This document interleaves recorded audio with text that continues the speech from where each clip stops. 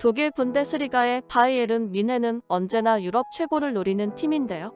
이를 위해 김민재와 해리케인을 동시에 노리고 있다고 전해졌습니다. 이에 독일 레전드 공격수 프레디 보비치는 뮌헨의 김민재와 케인 영입에 대해 말하던 중 김민재를 최정상급 수비수라고 극찬하여 화제가 되고 있습니다. 한편 나폴리의 소식을 다루는 기자인 키스키스 나폴리 소속의 기자가 김민재가 이적팀으로 바이에른 뮌헨을 선택한 것에 대해 이해할 수 없다고 하는데요. 자세한 내용 지금부터 출발하겠습니다. 이탈리아 기자가 김민재의 바이에른 뮌헨 이적을 극구 반대하고 나섰습니다. 왜냐하면 김민재가 뮌헨의 토마스 투엘 감독의 전술 스타일에 맞지 않을 거란 이유 때문이라고 하는데요.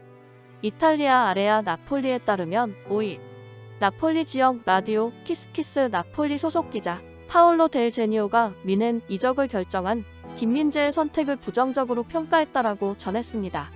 매체에 따르면 델 제니오는 김민재의 선택은 나를 납득시키지 못했다. 투엘이 어떤 축구를 하는지 아는가?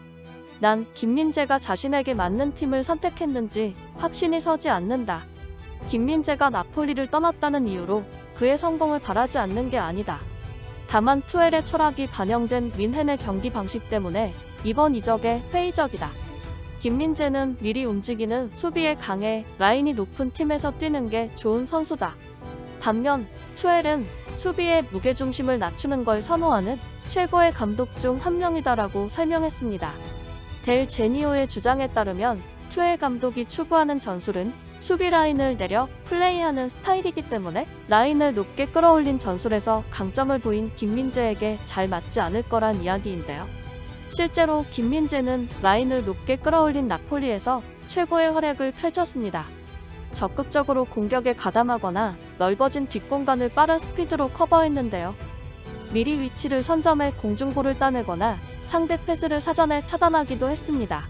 특히 김민재는 지난 시즌 세리에 A 수비수 중 스피드 3위를 차지해 상대가 역습할 엄두도 내지 못했습니다. 반면 투엘 감독은 22-23 시즌 초 첼시 감독일 때도 수비 라인을 낮게 유지했습니다. 다만 뮌헨에선 또 다르게 운영했는데요. 독일 최강의 전력을 가지고 있어 경기 중 상대 진영에 머무르는 시간이 많았습니다. 자연스레 후방 센터백들도 빌드업에 관여하기 위해 높은 위치까지 올라와야 하는데요. 율리안 나겔스만이 떠나고 투엘이 부임한 후에도 전술은 유지됐습니다. 주전 골키퍼 마누엘 노이어가 부상으로 빠진 시즌 후반기에 광활해진 뒷공간을 커버해줄 골키퍼가 없어 쉽게 수비가 흔들렸을 정도로 뮌헨은 수비 라인을 높게 올리는 팀 중 하나인데요. 델 제니오의 우려와 달리 투엘의 뮌헨도 김민재가 잘 적응할 수 있는 전술을 사용하고 있습니다. 물론 시즌 도중 부임이었기에 투엘이 기존 골자를 그대로 유지했던 것일 수 있는데요. 프리시즌부터 시작하는 다음 시즌 전술이 어떻게 바뀔지 지켜봐야겠지만 지금까지 뮌헨과 김민재 스타일을 고려하면 실패할 수 없는 조합입니다. 한편 독일을 대표하는 공격수로 활약했던 레전드 프레디 보비치가 바이에른 뮌헨의 김민재와 케인 영입에 대해 긍정적인 뜻을 나타냈다고 하는데요. 보비치는 4일 독일 매체 키커를 통해 바이에른 뮌헨 영입설로 주목받는 김민재와 케인에 관한 생각을 전했습니다. 현역 시절 슈투트가르트, 도르트문트 등에서 활약했던 보비치는 1994년부터 2004년까지 독일 대표팀의 공격수로 A매치 37경기에 출전해 10골을 터뜨리기도 했습니다.